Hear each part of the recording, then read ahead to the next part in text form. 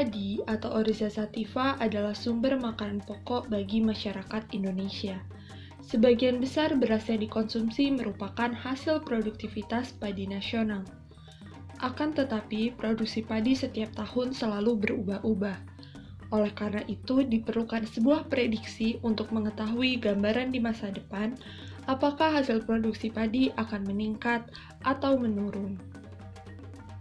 Dalam melakukan prediksi produksi padi di Magelang tahun 2022, terdapat 4 langkah, yaitu pertama, identifikasi model, kedua, estimasi parameter model, ketiga, diagnosa model, dan keempat, forecasting.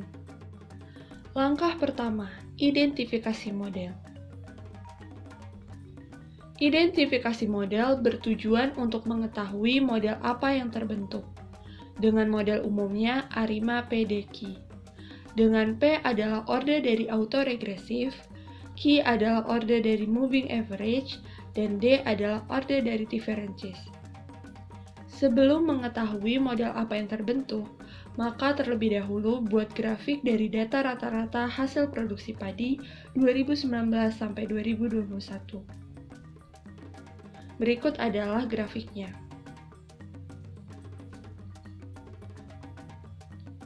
Setelah grafik rata-rata produksi padi 2019 sampai 2021 dibentuk, maka langkah selanjutnya adalah melakukan uji stasioneritas untuk memperoleh informasi terkait dengan kestasioneran data dalam rataan. Salah satu uji yang dapat digunakan untuk menguji kestasioneran rataan adalah uji Augmented Decay Fuller atau ADF test. Berikut adalah hasil ujinya.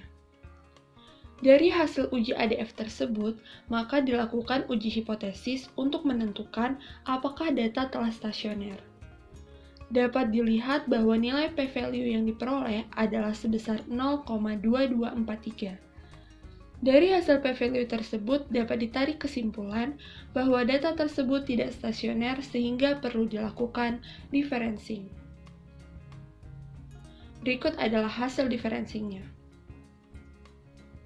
Dari hasil differencing pertama, dapat dilihat bahwa p-value yang diperoleh adalah sebesar 0,07203.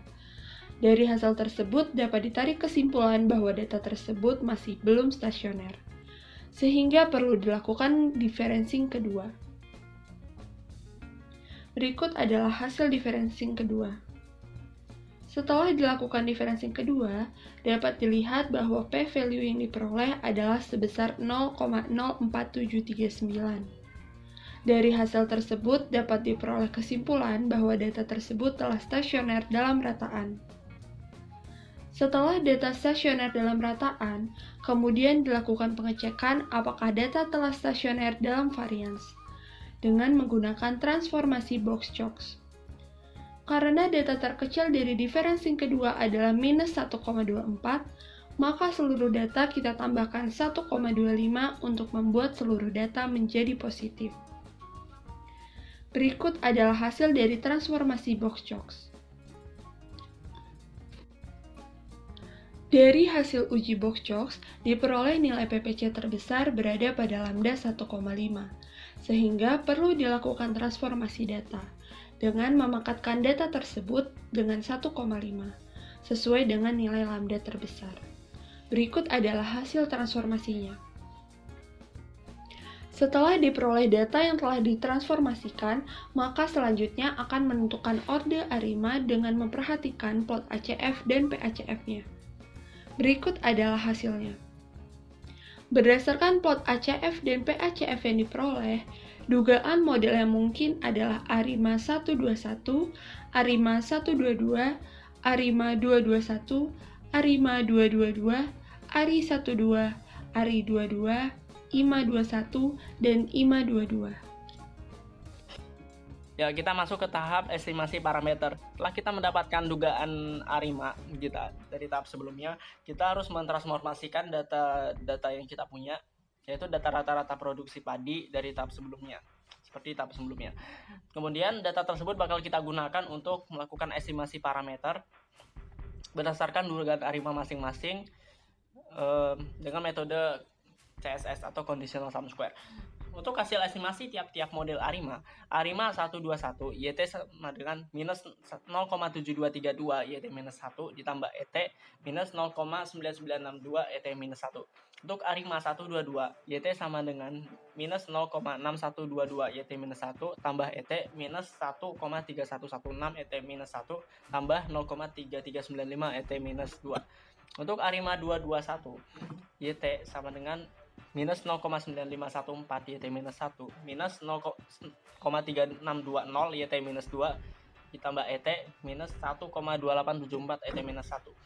Untuk ARIMA 222 YT sama dengan minus 0,9767 YT minus 1 minus 0,3956 YT minus 2 tambah ET minus 1,2053 ET minus 1 minus 0,1052 ET minus 2.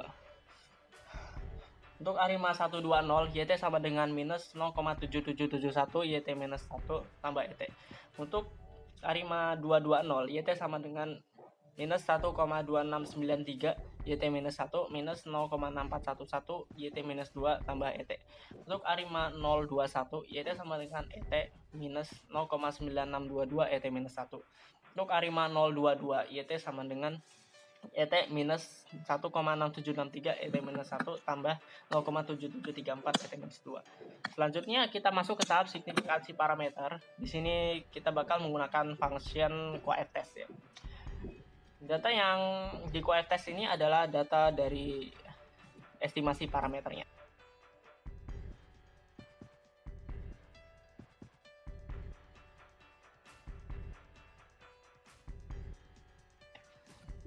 Untuk hasil dari signifikansi parameter ini dapat kita lihat ARIMA 122 dan ARIMA 222 memiliki satu parameter yang tidak signifikan.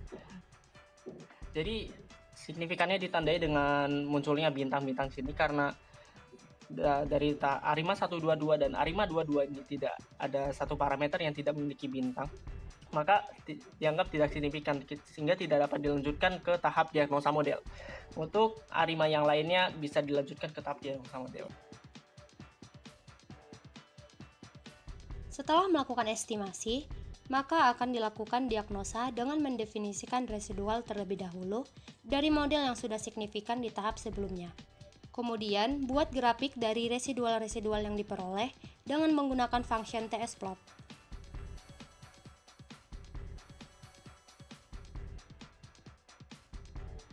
Dari grafik di atas, dapat dilihat bahwa semua data residual memiliki grafik yang mendekati 0. Kemudian dari data residual yang diperoleh, maka cari ACF residual. 1. ACF residual ARIMA 121, 2. ACF residual ARIMA 221, 3. ACF residual ARI 12, 4. ACF residual ARI 22, 5. ACF residual IMA 21, 6. ACF residual IMA 22. Berdasarkan hasil ACF residual di atas, terlihat bahwa ada beberapa residual ARIMA yang cut off, yaitu ARIMA 121, ARI 12, ARI 22, dan IMA 22. Sehingga, ini adalah indikator adanya hubungan ARIMA dengan lag residual. Selanjutnya, uji apakah data residual berdistribusi normal atau tidak dengan menggunakan uji Shapiro-Wilk. Berdasarkan hasil uji Shapiro-Wilk yang didapat, terdapat residual yang tidak berdistribusi normal, yaitu residual 3, ARIMA 221, dan residual 7, IMA 21. Hal ini menjadi indikator bahwa residual tidak menyebar secara normal. Uji selanjutnya adalah uji Liung box untuk mengetahui apakah kecukupan model pada tiap residual terpenuhi, sehingga dapat dilakukan tahap selanjutnya yaitu forecast.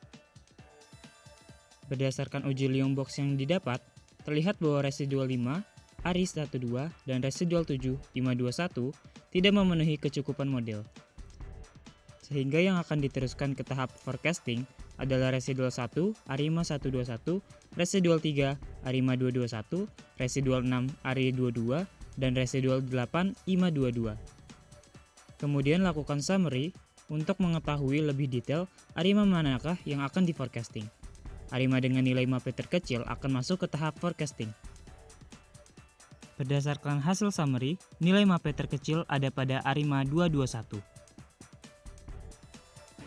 Selanjutnya yaitu prediksi atau forecasting. Pada tahap ini akan diprediksi rata-rata hasil produksi padi di Kota Magelang selama 12 bulan atau 1 tahun dengan menggunakan function forecast untuk melakukan prediksi hasil produksi padi dalam 12 bulan. Data hasil forecasting dapat dilihat pada kolom point forecast. Kemudian melakukan perbandingan data asli dengan data forecasting. Karena data hasil forecasting masih dalam bentuk transformasi, maka kembalikan data tersebut ke data normal dengan memangkatkannya dengan 2/3 atau kebalikan dari proses transformasi yang dikalikan dengan 1,5. Pada data asli juga dilakukan demikian karena masih dalam bentuk transformasi. Kemudian gabungkan data asli dengan data hasil forecasting melalui grafik untuk membandingkan sebaran datanya. Berdasarkan time series plot di atas, diperoleh hasil forecast dengan garis warna hijau serta batas data asli ditandai dengan garis putus-putus warna biru. Kesimpulan. Berdasarkan hasil forecasting, diperoleh bahwa nilai forecast untuk model ARIMA 221 akan menurun di 12 periode ke depan. Dengan demikian, dapat disimpulkan bahwa produksi padi di Kota Magelang akan mengalami penurunan untuk 1 tahun ke depan.